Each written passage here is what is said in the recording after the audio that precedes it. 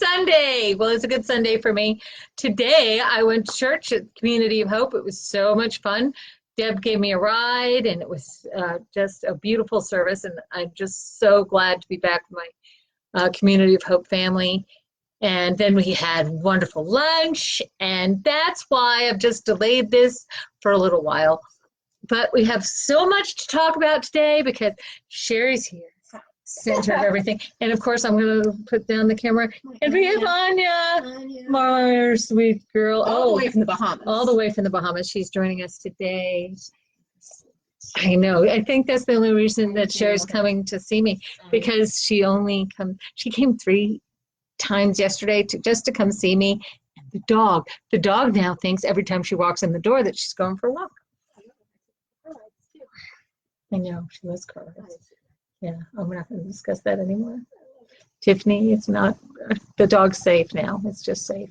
Okay, and so, loved. And loved. Actually, everybody's getting along. Anya actually slept in my room last night. She's getting very comfortable.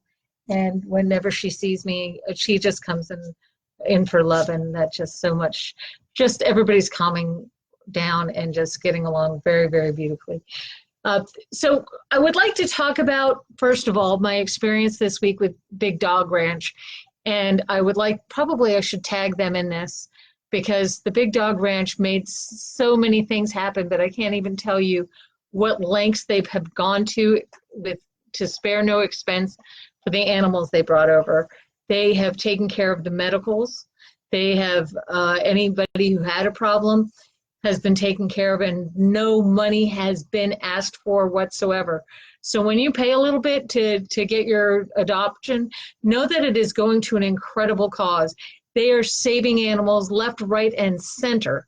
I would like many hearts. I would like everybody to share this with Big Dog Ranch. Yeah, please do that on your phone. That's great. Look, I've got an assistant. This is totally working for me. But I have the pups here, and they have done such a great job just helping us even look after the dogs as they came in.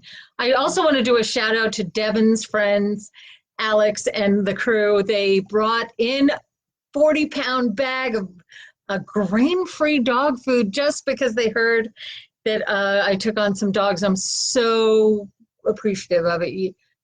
I can't even, my heart is just melting how much love is going on. So it's all right, we'll get it. We'll figure it out, and that's what this is all about. And I'm just going to do a shout out to everybody who's here. Oh, Rika, hey, haven't seen you in a while. Suze, how are you? I'm so grateful to Suzanne Snisky Hoteling.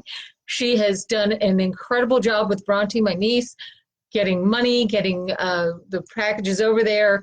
And relieving everybody. And Justin Snisky, oh my God, son, you're amazing. Everybody else, oh, Tan is here from Utah. Oh, I love you, girl. Well, I'm going to, without further ado, I'm going to give you our motivational message. We are out of cards now, so that's on my wish list to get more inspirational cards. But I'm going to, like, I'd run out of inspirational material. Don't be silly. This is what I live by.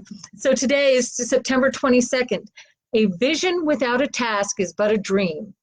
A task without a vision is drudgery.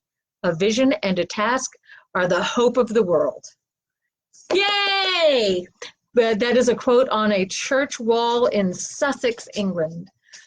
So that was very interesting, and I believe that we all should have good visions of the future and put it to, and you know, you really do have to put action behind things, even if it's the smallest micro steps. And I was talking about that with you today, that I truly believe the faith in the mustard seed, you have the faith in the mustard seed. And if you have that faith, God meets you or the universe meets you the other 1,000 million steps if you take the one. Absolutely. You can't. It's okay. She's all right. Focus. Oh my God, Shiny. The dog is fine. It's okay. It's just paper. And delicious. Yes, and she was just eating paper earlier. So I don't know what she's not her. I was as well.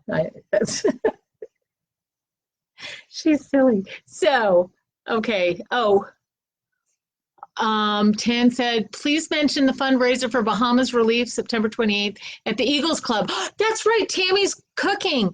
I will absolutely do that. That's this weekend. I think that's a Saturday, correct? And here comes a cat to step on the to step on the keyboard. Okay, so at the Eagles Club on Military. No, don't say that. Stop eating this. Well, at the Eagles Club, we have Tammy Knowles is cooking, and we're going to have, I believe, barbecue chicken and peas and rice, from what I understand, and we're going to raise some money. So I will put that up on my page as well, and I will mention it every day this week. Hopefully that will help. And let's see what else we've got going on today, besides the little kitty tail. You can't even see that right here. But yes, now I'm just blocked and you can see my whole room and all my art supplies. I usually try and block the mess. But okay, and we've got that. And anybody else have any fundraisers that they need to talk about? I was also going to talk about something that we're going to have, we're going to do with Luann, and we're going to talk about the Forget-Me-Not Joy Box. And this is for people with Alzheimer's. And I don't know that much about it right now, but I'm so want to help this cause to help people with Alzheimer's and to make people more aware. It's people in our community and wherever we are. So even my Bahamian community, I think that would be very interesting to talk about this issue for all of us who have aging parents and things that are affecting us. And Luann is spectacular. The way she takes care of her mom is amazing. And please go on. Okay, I'm correct. Oh my goodness. That's today. Yeah, well, it's one of those days. Eat this. Eat this, not that. Did you just throw dog food on my floor? Yeah, it's better than eating plastic. It's so funny. Thanks so much for sweeping today. Okay, so Cheri wants to pick out something in here. You do in here to you can pick anything in the prior year. Just pick a page and then read something. Okay. This not forward, just backwards. Backwards. No, this way. Yeah. Okay. Because that way we'll get something new, and then I won't have to read credits. Next acronym, page 10, 18. You said something. 19, 22, 27, 48, and 60. No problem. Let me find something. Oh, I don't know what this, I haven't read it yet, but let's just read this one. Yep. As I grow older, part of my emotional survival plan must be to actively seek inspiration instead of passively waiting for it to find me. Ooh. And that's great. Okay. As I grow older, part of my emotional survival plan must be to actively seek inspiration instead of passively waiting for it to find me. Okay, and what would you say that you would do in your life? Well, actually, that's really relevant for our church today. Because it was about seeking people who have inspiration for you.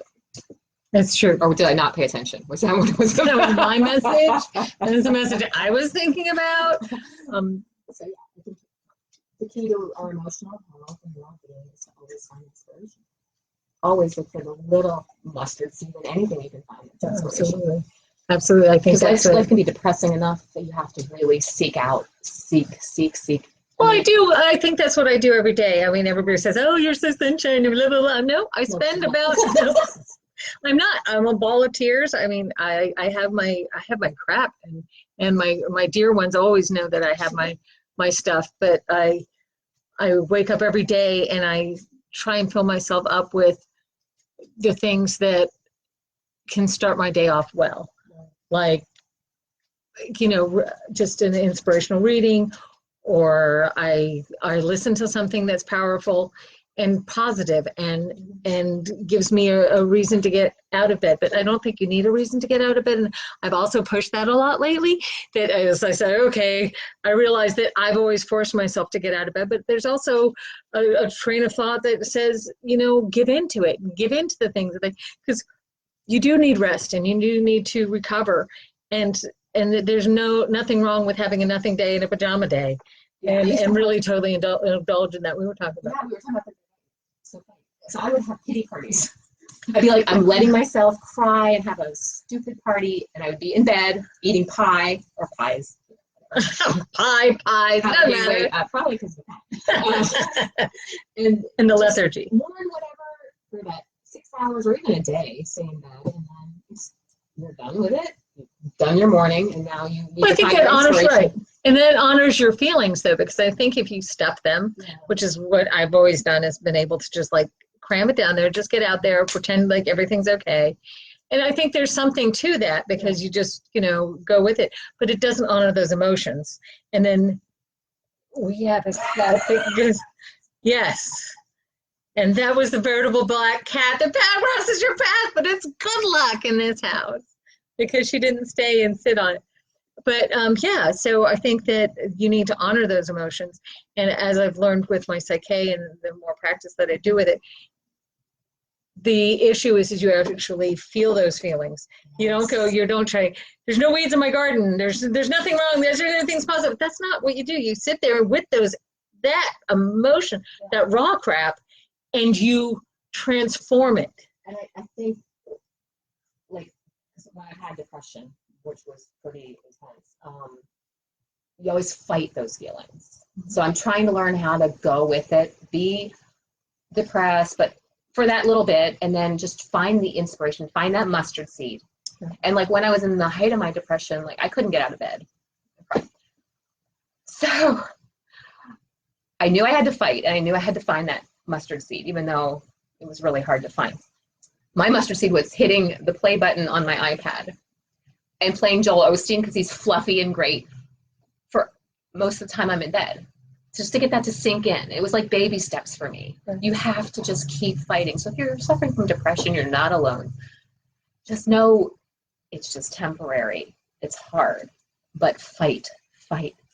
And we're here. I mean, I've been through it, you've been through it, and you're not alone. And even I've been through it. I know that it looks like I'm all sunshine and rainbows, but I'm not. Yeah. There's those, I've got, when I got diagnosed with this snorkel up my nose, I was dumbfounded. I was like, what do you mean? No cure? What are you freaking talking about? Disabled.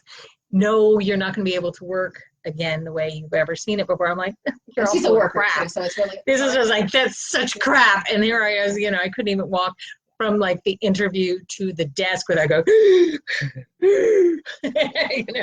and that was just a hard place to sit. Not that I'm taking that as my final diagnosis, because I'm not going to let that define me. However, final diagnosis is fabulous. I'm going to die of fabulous. You're not raw dying. Exactly, and this is not my definition of my life. I don't know how to live my life any other way, but kind of I've always been right up front.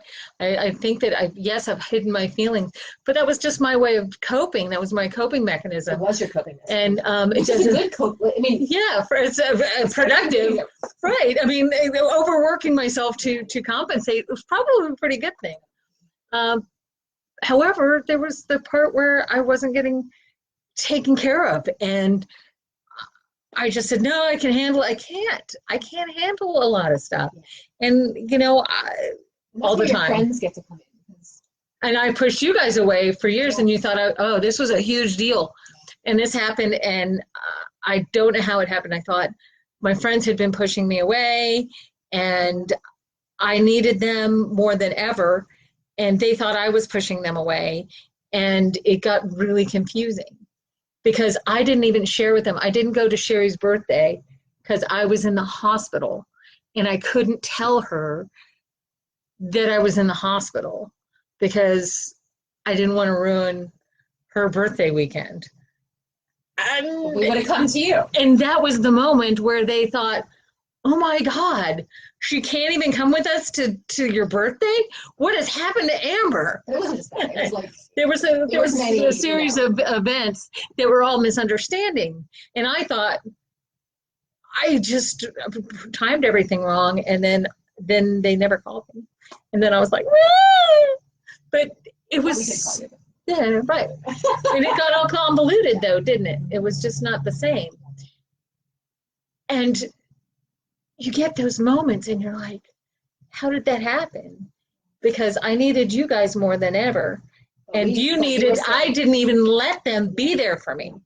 And that's the worst part. And the worst part is that, well, it's funny now, not funny. We would call her and she'd be like, I'm fine, I'm great, everything's great, but it really wasn't.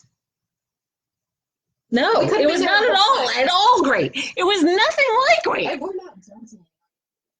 at We all. want to be there as friends. And it's very hard being vulnerable and asking for help, but it's beautiful on the other side when you do. Well, I think finally when I just was like, Yeah.